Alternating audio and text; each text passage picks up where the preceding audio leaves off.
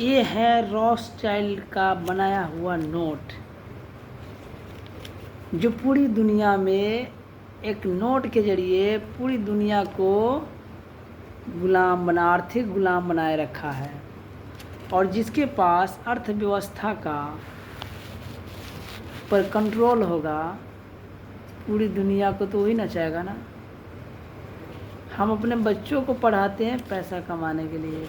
हमारा किसान दिन रात अंडरग्राउंड पानी निकाल कर माने ये सरकारें जो है बिजली खेत में उपलब्ध करवा दिया, और आप मटर खरीद लिए। मटर से दिन रात अंडरग्राउंड पानी को निकाल के जितना मर्जी ऊपर पटा के मकई उपजाते हैं, और मकई जब बेचने जाते हैं तो चूरन का नोट मिलता है। इस चूरन का नोट का कीमत मात्र 1 रुपया 51 पैसा है। मतलब 200 रुपये का नोट को छापने में उस रॉथस्चाइल्ड को, जो आरबीआई के द्वारा आपको मिलता है, उस आरबीआई का मालिक है इंग्लैंड के महारानी, और इंग्लैंड के महारानी का मालिक है रॉथस्चाइल्ड फैमिली, जो न्यूयॉर्क में बैठा हुआ है, जो एक इजरायली है। इन शैतानी चेहरों को कोई नहीं जानता, और हम लोग इसी के चक्कर में अपना भाईचारा, अपनापन, घर बार, परिवार, औलाद से दूर, जड़ से दूर हो जाते हैं, क्योंकि हमें दिमाग में बैठा दिया गया ना बाबू ना भैया, सबसे बड़ा रुपया। और हम रुपया के पीछे भागे, लेकिन हम एक बार सर्च भी नहीं किए कि हम भाग रहे हैं रुपया के पीछे तो रुपया मिल रहा है कि नहीं। भैया रुपया नहीं मिल रहा है। अगर रुपया मिला होता तो आप अमीर हो गए होते। ज़रा सोचिए, रोज़ अडानी 10 से 15 लाख करोड़ रुपया कमाता है। 10,000 से 15,000 करोड़ का रोज़ कमाई है, उसका भरा ही नहीं तो आपका क्या भरेगा। तो ये क्या है, चूरन का नोट है। और आप पूरी दुनिया को ही नहीं, आपके देश को ही नहीं, पूरी दुनिया पर इसका कंट्रोल है रॉथस्चाइल्ड परिवार का। ये शैतान पूरी दुनिया को गुलाम बनाया है। इसलिए ज़रा सोचिए, रिसर्च करिए। और आपके नेताजी को ये बात पता है। ऐसा नहीं है कि जब हमको पता है और एक आम नागरिक को पता है तो उसको नहीं पता होगा। वो क्यों नहीं बोलता है पता है? क्योंकि वो बहुत बड़ा लोग है। वो बोलेगा ना तो टपकाने में उसको देरी नहीं लगेगा, तो डर के मारे आपको बताता नहीं है। और हम लोग जैसे लोग बताएंगे तो आप बोलोगे पगला गया है, सटिया गया है। जैसे कुछ दिन से हम जब बोलना स्टार्ट किए, क्योंकि मैं दबा के रखा था कि छोड़ो यार जाने दो, नहीं बोलना, क्योंकि मुझे पता था कि बोलेंगे तो लोग इस तरह का मेरे साथ करेंगे, बोलेंगे पगला गया है, सटिया गया, इस सबसे वोट खराब हो रहा है। कि भाई क्या, इसके बिना कोई भी नेता बन जाए बाद में गाली सुनना ही होगा, जीत जाओ कुछ भी करो। तो इससे अच्छा है झूठ बोल कर जीतने से अच्छा है कि सच बोल कर हार जाओ। और सच यही है कि आप लोग को ठगा जा रहा है। आपके विधायक जी, आपके सांसद महोदय, आपके नेताजी लोग आपके पीठ पीछे खंजर भोंक रहे हैं। अंग्रेज का गुलामी कर रहे हैं आज भी। अच्छा ज़रा सोचिए, संविधान में कहीं भी नहीं लिखा गया है सेंट्रल गवर्नमेंट। यहाँ लिखा रहता है ना, granted by the central government. इस सेंट्रल गवर्नमेंट किसको बोला जाता है भाई? ये बोलेंगे दिल्ली में बैठा हुआ जो सरकारें हैं उसको सेंट्रल गवर्नमेंट मतलब केंद्र सरकार बोला जाता है। भाई एक ज़रा सोचो आप। तो हम एक बार पूछ दिए कि सेंट्रल गवर्नमेंट कैसे हो गया, तो पूरे देश को मिलाकर एक संघ बन गया तो सेंट्रल गवर्नमेंट हो गया। भाई वो तो यूनियन ऑफ इंडिया, उसको तो बोला जाता है यूनियन ऑफ इंडिया, जो आपके कोर्ट कचहरी में चलता है। एक होता है रिपब्लिक ऑफ इंडिया, जो आपके पासपोर्ट पर लिखा होता है। एक होता है गवर्नमेंट ऑफ इंडिया, जो आपके स्टाम्प पेपर पर होता है। तो सेंट्रल गवर्नमेंट किधर है, थोड़ा बताइए। तो ये भी बहुत बड़ा सवाल है अपने आप में। पता करिए सेंट्रल गवर्नमेंट कहाँ है, तो आपको पता चलेगा कि आज़ादी से पहले सेंट्रल गवर्नमेंट तो इंग्लैंड सरकार को बोला जाता था, क्योंकि बाहरी जो सरकार, देश से बाहरी सरकार को सेंट्रल गवर्नमेंट बोला जाता है। और भारत से बाहर कौन था, ब्रिटेन। ब्रिटेन का ही तो सरकार सत्य यहाँ पर सब चीज़ चलता था, ईस्ट इंडिया कंपनी के बाद से लेकर आज़ादी से पहले तक। तो असल में आपको राजनीति का इसीलिए नेता लोग भाषण देते हैं कि हमें राजनीतिक आज़ादी तो मिल गई, लेकिन समानता का और आर्थिक गुलाम आज भी बनाए रखे। तो ये आर्थिक गुलामी यही है कि आप कमाते हो रुपया, आपको मिलता है कागज़ का नोट जो रॉथस्चाइल्ड परिवार छापता है, समझे। और आगे चलकर पूरी तरह से डिजिटल गुलाम बनने वाले। अभी तो मानसिक गुलाम थे और आर्थिक गुलाम थे, अब डिजिटल गुलाम बनने जा रहे हैं 2030। वही एजेंडा 2030 उसका नाम रखा है। मैं कब से बोल रहा हूँ एजेंडा 2030। एजेंडा 2030 क्या है, आपको पूरी तरह से अर्थव्यवस्था से लाचार कर दिया जाएगा।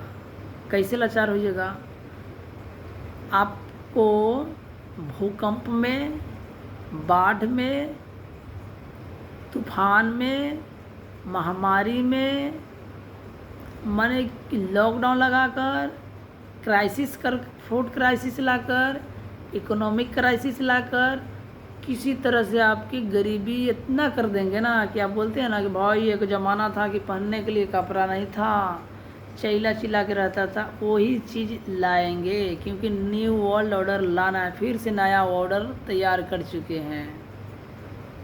ये नया ऑर्डर जो तैयार कर लिए हैं, इस नया ऑर्डर को तभी न थोपा जाएगा जब आप कमज़ोर होंगे। क्योंकि गुलाम तो वही लोग बनते हैं ना जो गरीब होते हैं, जो आर्थिक रूप से कमज़ोर होते हैं, मानसिक रूप से कमज़ोर होते हैं, शारीरिक रूप से कमज़ोर होते हैं। तो पहले तो आपको शारीरिक रूप से कमज़ोर कर दिया गया वो वाला डोज देके। डोज लेने के बाद में आपका शरीर काम नहीं कर रहा है, आपको भी पता है। मजदूर भी मजदूरी उस तरह से नहीं कर रहा है। 2020 से पहले जो काम करता था, ये डोज लेने के बाद में उसका शरीर काम करना बंद कर दिया है। अब उसको तो 21 दिन का लॉकडाउन लगवा कर नेताजी क्या किए थे। साइकोलॉजी कहता है कि 21 दिन किसी भी व्यक्ति से एक काम करवा लो, उसकी आदत में शामिल हो जाता है। और आपको घर में 21 दिन कैद करके रखा गया, फ्री में खा लिए ना, इसीलिए आपको अब मेहनत करने का मन नहीं करता है। और डोज भी दे दिया गया, तो आप शारीरिक रूप से कमज़ोर भी हो गए, यानी लड़ भी नहीं पाइएगा। आर्थिक रूप से कमज़ोर कैसे कर दिया गया आपको, आपको जो है समूह लोन दे दे के, डिजिट दे दे के आपका खून पसीना को चूस लिया गया। आज आपका ऐसा स्थिति बना दिया गया है कि आपके घर में 2000 रुपया भी नहीं बचा है। तो आप अपना जिस्म बेच रहे हैं, गांव छोड़ के भाग रहे हैं, ज़मीन बेच रहे हैं, डंगर बेच रहे हैं, सारा चीज़ बेच रहे हैं, कंगाल हो चुके हैं। यानी आर्थिक रूप से भी कंगाल। अब मानसिक रूप से कंगाल कैसे हो गया, आपको गलत चलत पढ़ाया गया, मूवी में दिखाकर 5 मिनट पर डरावनी वाला सीन दिखाया गया आपको, और आपको मानसिक रूप से कमज़ोर कर दिया गया। डर पैदा कर के बेटा किस तरह से चाचा का चाकू भोंक रहा है, किस तरह से एक नौजवान युवा और लड़की को बेवफाई करने पर उसको भोंक रहा है, किस तरह से लड़की उसके साथ धोखा दे रही है। माने पूरी तरह से आपको जो है डरा दिया गया। अब डरे हुए लोग क्रांति करेंगे कभी, लेकिन आप किधर भाग रहे हैं, आप रोज़गार के लिए लड़ाई लड़ रहे हैं, स्वास्थ्य हॉस्पिटल के लिए लड़ाई लड़ रहे हैं, आप लड़ाई लड़ रहे हैं शिक्षा, चिकित्सा, रोजगार, जबकि बिल बेफजूली का ही मुद्दा है। क्योंकि जब हम शिक्षित हो गए तो रोज़गार मांगने की क्या ज़रूरत है भाई। लेकिन आपको शिक्षित नहीं किए, आपको गुमराह कर दिए। शिक्षा के नाम पर आपको गुमराह इसलिए किया गया ताकि आपका उम्र जो है 25 साल 30 साल बीत जाए कंपटीशन की तैयारी करते करते। उसके बाद में अगर 100 में से तो 1000 में से एक बच्चा निकलेगा, और उस 1000 में एक आप सबसे मजबूत है तो ठीक है, बाकी 999 आदमी तो गया। तो आप जब उस 999 वाला में रहेंगे और आपका उम्र 25 साल 30 साल बीत गया, आधा उम्र समाप्त है, ब्याह करने का समय आ गया है, तो आप डिप्रेशन में नहीं जाएंगे, फ्रस्ट्रेशन में नहीं जाएंगे, आप नशा नहीं करेंगे, शराब नहीं पिएंगे, जुआ नहीं खेलेंगे, तो क्या करेंगे आप? तो इसका मतलब गवर्नमेंट जानबूझकर इस तरह का व्यवस्था दिया है ताकि आप फ्रस्ट्रेशन में रहे, डिप्रेशन में रहे, ताकि लड़ नहीं पाइए आप। समझे? ये आपको शिक्षा के नाम पर कमज़ोर कर दिया गया।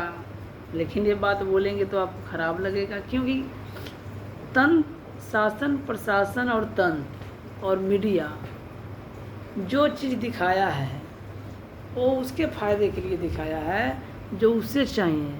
और हम लोग जो बोल रहे हैं ये एक अलग पहलू है। यानी आप बोलते हैं ना, हमारे बुजुर्ग बोलते थे कि सिक्का के 2 पहलू होते हैं। तो हमको एक पहलू दिखाया जा रहा है कि भाई सिस्टम है, अब मजबूरी है। भाई मजबूर क्यों है हम? अगर हमें शिक्षा व्यवस्था ऐसा दे दिया गया होता कि हमको पढ़ते पढ़ते अपना हाथ में हुनर हो जाए, स्किल हो जाता, तो फिर हम सरकार से रोज़गार मांगते नहीं मांगते। और जब रोज़गार हम पैसा कमाने लगते तो खुश भी रहते। जब हम खुश रहते तो क्या चोरी करते, डकैती करते, लूट मार करते, अपराध करते, नशा करते नहीं करते। तो फिर तो हम समृद्ध हो जाते ना। और जब हम समृद्ध तो हमारे जैसे जैसे सारे युवा समृद्ध, जब युवा समृद्ध तो समाज समृद्ध, समाज समृद्ध तो देश समृद्ध, और देश समृद्ध हो जाता तो देश विश्व गुरु बन जाता ना। तो ये अंग्रेज जो है, हमारे 2 कौड़ी के लोग हमारे ऊपर शासन करते नहीं करते, इसलिए आपके ऊपर शासन किया जा रहा है। ये जो डोज जो है, ये डोज जो बार बार इसीलिए तो दिया जा रहा है कि आपका सोचन शक्ति कमज़ोर हो जाए। जैसे आप राशन के लिए आधार कार्ड बनवा लिए थे ना भैया, उसी तरह से नौकरी के लिए अपने बच्चों के सामने, आपकी आँख के सामने में आप अपने बच्चों को गुलाम होते देखेंगे आप। RFID रेडियो फ्रीक्वेंसी जो है, माइक्रो चिप्स लगने वाला है आपके शरीर में। जैसे आधार कार्ड बनाकर सारा डेटा इकट्ठा कर लिया, और आधार कार्ड से ही तो कंट्रोल किया जा रहा है आपको। एक चीज़ बताइए, सारा चीज़ ऑनलाइन क्यों हो रहा है? नहीं तो मेरे पास माइक्रोसॉफ्ट है, न मेरे पास सर्वर है, और नहीं वायरस है, न वायरस है, कुछ नहीं है। तो फिर सारा चीज़ हम ऑनलाइन क्यों कर रहे हैं? क्योंकि नेताजी का आदेश है। नेताजी को कौन आदेश दिया है? वर्ल्ड इकोनॉमिक फोरम में जो बैठे लोग हैं, जो रोथशाइल्ड का दलाल है, जिसको हम लोग डोनाल्ड ट्रंप बोलते हैं, जिसको हम लोग पुतिन बोलते हैं, ये जो बड़े बड़े लोग हैं, ये सब साइन करते हैं। खुद आपके प्रधानमंत्री से भी साइन करवाते हैं, और मुख्तारी भी दे देते हैं कि गुलाम बनाओ अपने देश के लोगों को। ये बोलेंगे कि हम एक विश्व व्यवस्था बनाने जा रहे हैं। तो वही आपके नेताजी विश्व व्यवस्था का में रोल निभा रहे हैं। बहुत जल्द इकोनॉमिक क्राइसिस और फूड क्राइसिस इस देश में आने वाला है, ताकि आने वाली पीढ़ी को बताया जाए कि तुम्हारे दादा परदादा के तो खाने के लिए चैला भी नहीं था। यानी हमारे औलाद को पढ़ाया जाएगा। हमारे औलाद को पढ़ाया जाएगा क्या कि 2025 में तृतीय विश्व युद्ध हुआ था। लिख लीजिएगा आप, क्योंकि आपके बच्चे भी पढ़ेंगे और उनको पढ़ाया जाएगा कि तृतीय विश्व युद्ध हुआ था। मीडिया में भी चला है ये बात, सारा चीज़ हुआ है और सीज फायर हुआ, ये बात नहीं लिखा जाएगा।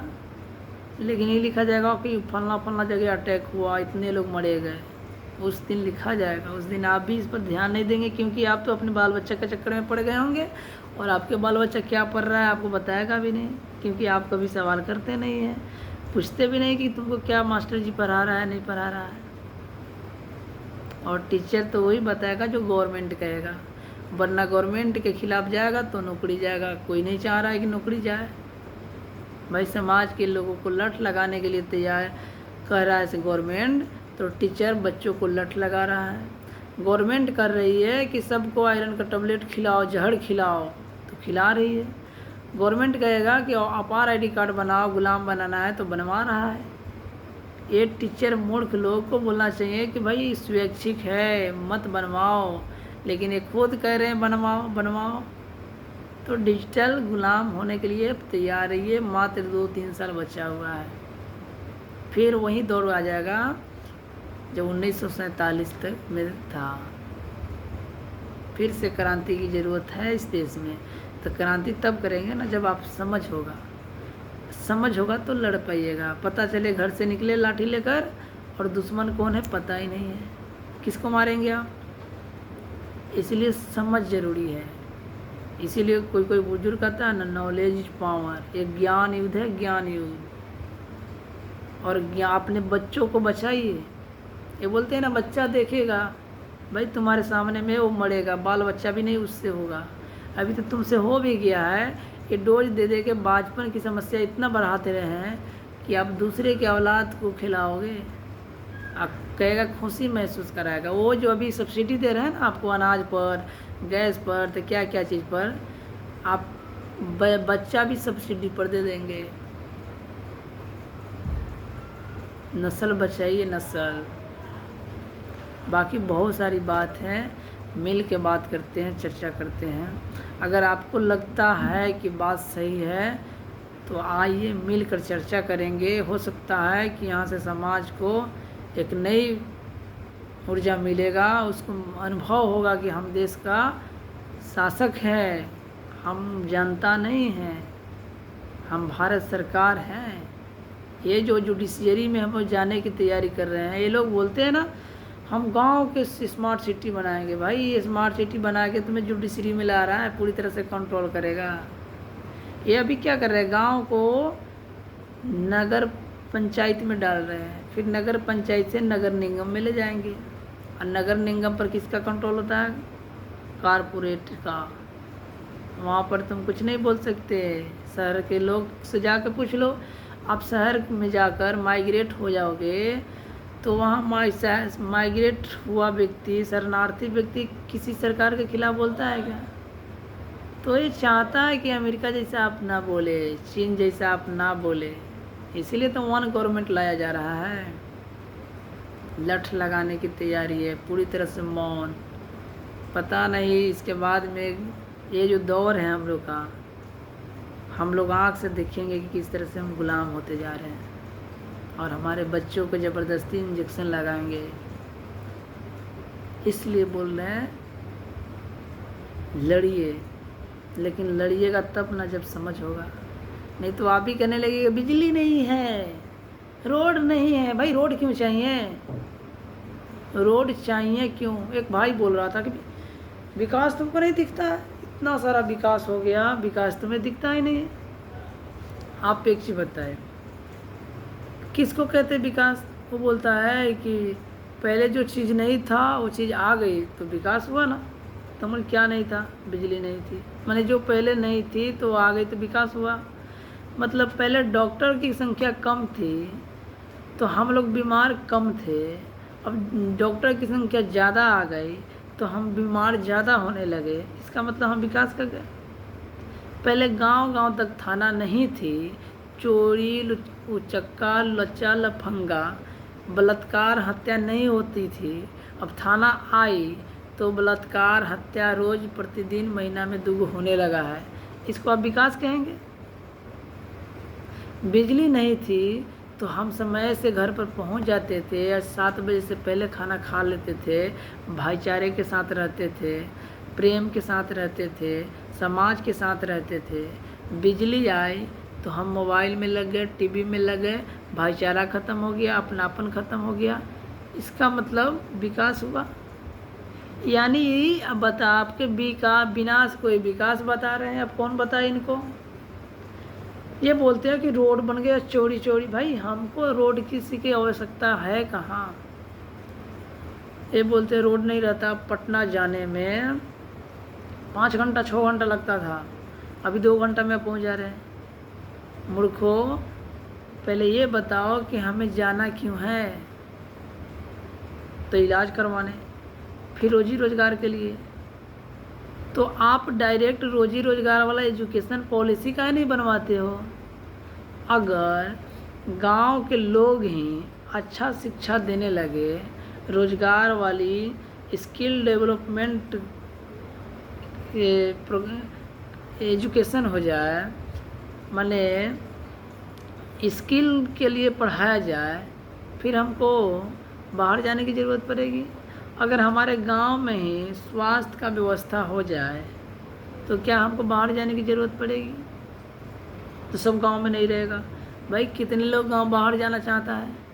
आप अगर सही से पूछो तो केवल घूमने के लिए ही बाहर जाने का मन करता है, बाकी कमाने के लिए कोई नहीं जाना चाहता है। सिर्फ मजबूरी में जाता है, क्योंकि यहाँ दिहाड़ी कम है और वहाँ ज़्यादा है।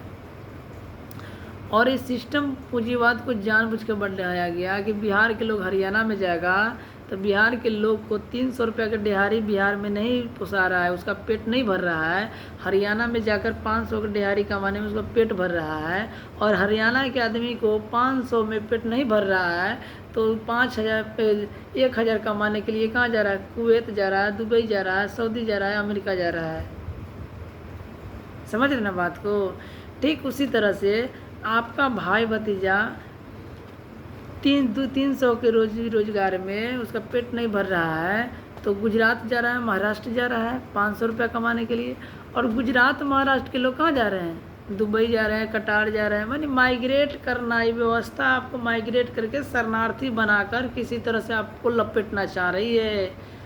क्योंकि संविधान में लिखा हुआ है 2050 से जो व्यक्ति अपने मूल निवास पर है वही इस देश का मालिक है, वही इस देश का लोग है।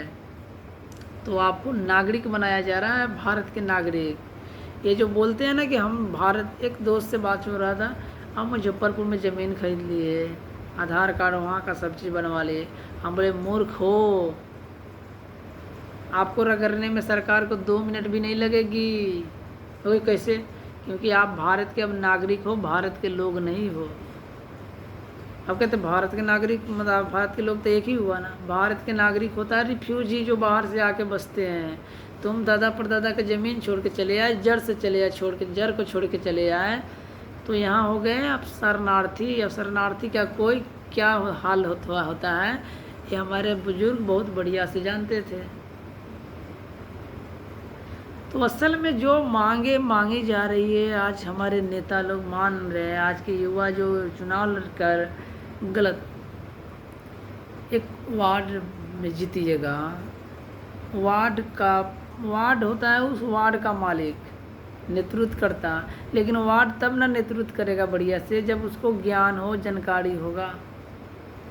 अब उसको जानकारी नहीं है तो मुखिया से कैसे लड़ पाएगा? अब मुखिया से नहीं लड़ पाएगा तो वो अपने विकास नहीं कर पाएगा। विकास नहीं करेगा तो जनता से भी मार खाएगा। अगर विकास कर लिया तो वही विकास करेगा जो उल्टा पुल्टा समाज के बर्बाद करने वाला विकास होगा। परियोजना वही लाएगा जो वही योजना को फॉलो करने के लिए बोलेगा, जिससे समाज का सत्यानाश होगा। उससे समाज से कोई लेना देना नहीं होगा और पैसा बर्बाद होगा। क्योंकि बिना समझ के लड़ रहे हैं ना। आप चुनाव जीत गए, मानते हैं आपके पास पैसा था, अच्छा व्यवहारिक थे, आप पर भरोसा लोग किया, जीत गए। अब जीतने के बाद में उसके भरोसा पर उतरेंगे तब ना, जब आपको जानकारी होगा कि विकास किसको कहते हैं। आपको पता नहीं है विकास किसको कहते हैं तो विनाश को ही विकास बताने लगेंगे तो समाज तो मूर्ख नहीं है। क्योंकि उसका नुकसान होगा तो उसको बथेगा ना भाई, दर्द होगा। जब दर्द होगा उनको तो लठ मारेंगे, तुमको अगली बार वोट देंगे भी नहीं है, गाली भी जीवन भर देंगे। यही ना कर रहे हैं। अभी तक जो प्रत्याशी जीते हैं जनता को खुश किए हैं क्या? क्यों नहीं कर पाते हैं? क्योंकि उनके पास नॉलेज नहीं है, ज़बरदस्ती थोपा जा रहा है उनके ऊपर विकास। अब हमारे गांव में ही है, अभी 3.5 बीघा ज़मीन छिना गया है और वार्ड कह रहा है कि हम बनाएंगे ही बनाएंगे, और गांव के लोग कह रहा है कि नहीं बनाने देंगे। अब मजबूरी गांव के लोग का ये है कि उसको समझ नहीं कि लड़ना कैसे है, क्योंकि एक आदमी लड़ेगा तो सरकार तो फंसा देगी, उसको तंग कर देगा जेल में। आज सब में मतभेद है, मैंने समाज भी टूट गया है पहले से। सरकार को लट लगाने में, आपको आपके घर खाली करवाने में कोई देरी नहीं है, क्योंकि आप तो सब अलग अलग हो गए। समाज नाम का कोई चीज़ बचा नहीं। तो अभी भी समय है, जागरूक हो जाइए, समझिए कि विकास किसको कहते हैं। नेताजी से पूछिए, वोट आने वाला है, कि विकास किसको कहते हैं पहले बताइए। ये बोलते हैं ना, स्वास्थ्य में हम सुधार करें, स्वास्थ्य, न्याय, राजनीति, इस सब में, शिक्षा, चिकित्सा पर बात करते हैं ना, रोजगार देंगे। रोजगार कैसे देंगे? ये बोलेंगे फैक्ट्री लगाकर। फैक्ट्री कब लगता है? जब फैक्ट्री वाला बाहर के आएगा तो लोकल लोग को रोजगार नहीं देता है। एक आदमी के देगा तो वो भी चपरासी का नौकरी देगा, उसमें मेन जो लोग होता है वो बाहर का होगा, क्योंकि और मेन कारीगर भी बाहर का होगा। क्यों? क्योंकि मेन कारीगर जो है ना, सब पता होता है कि अंडरग्राउंड पानी कहाँ, इसमें कचरा कहाँ जा रहा है, वेस्ट कहाँ जा रहा है, क्योंकि ये कंपनी वाला अंडरग्राउंड पानी करके, बोर करके पूरे कचरा को अंडरग्राउंड में डालते हैं, वहाँ का पूरा पानी ख़राब हो जाता है। मैंने जहाँ जहाँ फैक्ट्री आप देख लीजिएगा, जहाँ जहाँ फैक्ट्री होगा उतने दूर मैंने पर्यावरण का सत्यानाश हो जाता है। तो आपका पर्यावरण का सत्यानाश करके, आपका पानी को गंदा करके, आपका प्रकृति को गंदा करके आपको रोज़गार दिया जा रहा है, वो भी रोज़गार आज सबको नहीं मिलेगा। तो ऐसा विकास क्यों चाहिए? तो फैक्ट्री लगाएंगे, फैक्ट्री की ज़रूरत कहाँ भाई? हमारे हाथ में हुनर हो जाए, सबके पास अपना अपना छोटा मोटा उद्योग हो जाए, जो हमारे पहले के लोग करते थे। बुजुर्ग के अंदर में हुनर था, कोई लोहाड़ी का काम करता था, कोई सोनार का काम करता था, कोई तेल पेरने का काम करता था, कोई खेती का काम करता था, सब एक दूसरे में मिलकर काम करता था, समाज मजबूत होता था, सबका भाईचारा बढ़िया से होता था, किसी को परिवार छोड़ के कहीं जाने के मन नहीं जाता नहीं था। जीवन 160 वर्ष जीता था लोग, 100 साल, 200 साल जीता था, क्योंकि पूरा ओरिजिनल खाता था ना। और ऑर्गेनिक खाता, मैंने ऑर्गेनिक खाना खाएंगे, ऑर्गेनिक क्या बोलते हैं। तो अब क्या हो रहा है, केमिकल आधारित बाहर जाएंगे तो बाहर जो मिलेगा मजबूरी में खाना पड़ेगा। अभी बोलते हैं कि हम शिक्षा में सुधार करेंगे, शिक्षित करेंगे सब। शिक्षित क्यों करोगे तुम? शिक्षित किस लिए? खाली डिग्री वाला दोगे?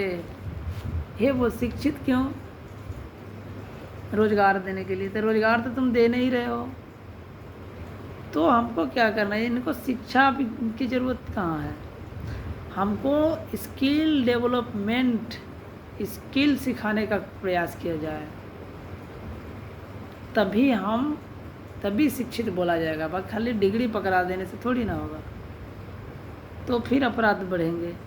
आप बोलते हैं स्वास्थ्य, हम हॉस्पिटल खोलें। हॉस्पिटल खोलने की क्या ज़रूरत है? हॉस्पिटल खोलेंगे तो फार्मा कंपनियों का राज चलेगा, फिर तो हम उसी के ऊपर नियंत्रण रखेंगे। हॉस्पिटल नहीं खोलना है, हम में बीमार नहीं हो ऐसा व्यवस्था कर देंगे तो हॉस्पिटल की ज़रूरत पड़ेगा क्या? आपको अगर बीमार आप ना हो ऐसा व्यवस्था बना दिया जाए, फिर भी आप हॉस्पिटल को मांग करेंगे, फिर भी आपको डॉक्टर की ज़रूरत है? बोलिए, नहीं है।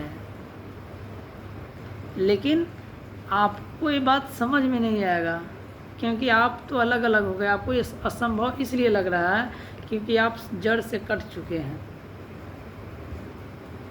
अभी से आप देख लीजिए, अपने बच्चों के साथ रहना चाहिए, वो अपने बच्चों को हॉस्टल में डाल दे रहे हैं। भाई जो आप बचपन में अपने जड़ से दूर कर दिया, वो विवाह होगा और जब कमाने लगेगा तो वो आपके साथ रहेगा, तो आप मरेंगे अकेलापन के कारण। जैसे जापान के लोग मर रहे हैं ना अकेलापन के कारण। आप न्यूज़ जाइए, गूगल पर सर्च करिए कि जापान में अकेलापन से मरने की संख्या क्या है। भाई अकेलापन से मरने वाली संख्या मैंने 4000 लोग अकेलापन का शिकार बन गए थे। 4000 में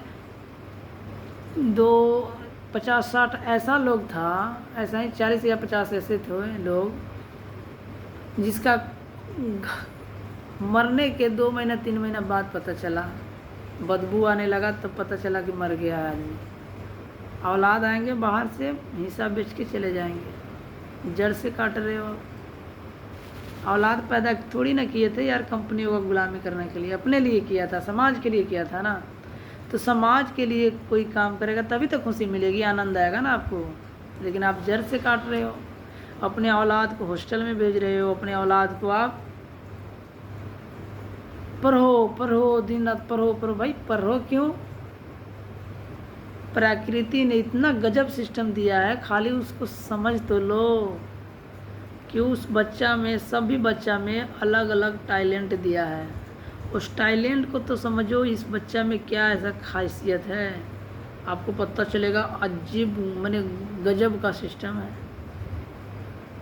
तो उस टैलेंट को ढूंढ कर उसके हिसाब का आप काम दे दोगे तो मस्ती से करते भी रहेगा, आपके साथ भी रहेगा, पैसा भी कमा लेगा, उसको बाहर जाने की ज़रूरत भी नहीं है। ये सिस्टम लगाना पड़ेगा, लेकिन लगेगा कैसे? हम सब मिलकर चर्चा करेंगे। अब भाई 10 मिनट बात करते हो, माथा दर्द करने लगेगा, भाग जाओगे, कैसे होगा?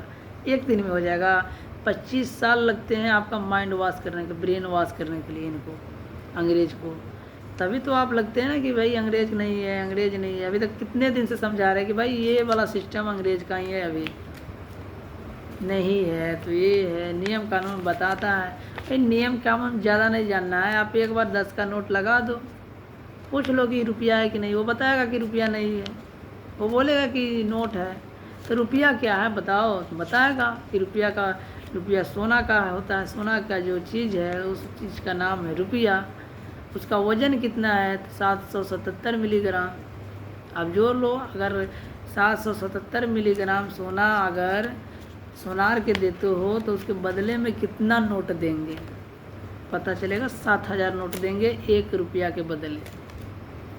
अगर आपका मानक के हिसाब से, मापक के हिसाब से आपको नोट ही प्रोमिसरी नोट के हिसाब से प्रोमिस किया है, देने लगे तो गरीबी तुरंत ख़त्म होगा। लेकिन ये कब होगा? जब आप समझदार होंगे। आपको रुपया के अलावा कोई मुद्दा पर बात ही नहीं करना है। आप रुपया को फ्रॉड समझ लो कि फ्रॉड है, तब आपको समझ में आ जाएगा सारा सिस्टम फ्रॉड है। भाई बाबा साहब भीमराव अम्बेडकर ने 1935 में एक कैंट से लड़ गए थे, रुपया के स्थिरांक को करने के लिए, स्टैंडर्ड को बचाने के लिए लड़े थे कि रुपया का स्टैंडर्ड कभी ख़त्म हो जाएगा तो जो नेता आएगा जितना मन करेगा उतना छाप देगा, उसके बदले में कुछ रखाएगा तभी तो उतना ही छपा जाएगा ना। तो क्या रखाता है? सबको पता है कि गोल्ड रखाता है, लेकिन कितना के बदले कितना रखाता है ये बात तो नहीं बताता है। अब तो आने वाला जनरेशन को पता भी नहीं होगा कि इसके बदले में कुछ रखाता है। इसलिए जागिए, मिल के चर्चा करिए। ये आप चर्चा नहीं करिए, इसका समाधान नहीं निकाल लीजिए। इसीलिए 2 गज की दूरी है ज़रूरी वाला नियम लगाया था। 5 आदमी के एक जगह नहीं रखने देता था। 5 लोग 5 जगह रहे, एक जगह रहेगा तो समाधान निकल जाता। जैसे आज फ़ोन में हम बता रहे हैं, वो साथ बैठे होते तो रोज़ चिल्लाते, कम से कम 10 दिन के बाद समझ में आ जाता उनको। लेकिन 2 गज की दूरी है ज़रूरी बोलकर आपको अलग कर दिया गया। धन्यवाद।